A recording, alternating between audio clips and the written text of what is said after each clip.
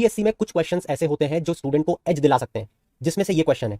Question इतना अतरंगी पूछा गया है कि मेजॉरिटी ऑफ द स्टूडेंट्स से जब मैंने क्वेश्चन पूछा तो no one exactly knows the answer of this question. कारण वो करंट अफेयर से अवेयर नहीं रहते। क्वेश्चन पूछा गया था, वाजाचल फॉरेस्ट डिवीजन जो है वहां पे किसी ट्राइबल कम्युनिटी के मेंबर्स ने खुद को अपनी इच्छा से एंगेज किया है कि वो इन्वेजिव स्पीशी को रिमूव करेंगे फ्रॉम द फॉरेस्ट।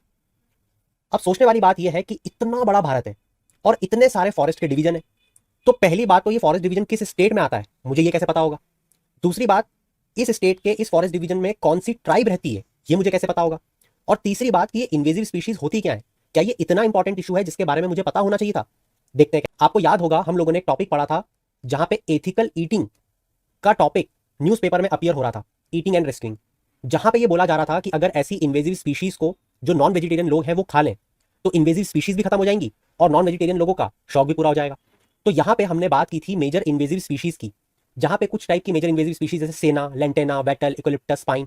हमने ये भी देखा था कि गुजरात गवर्नमेंट ने बैन किया था कोनोकार्पस ट्रीज को, जो कि वहां की इन्वेजिव स्पीशीज है और बहुत सारी चीजों को वो खत्म कर रही है। यहीं पर हमने इस पर्टिकुलर ट्राइब के बारे में भी सुना था जिसका नाम है कादार ट्राइब।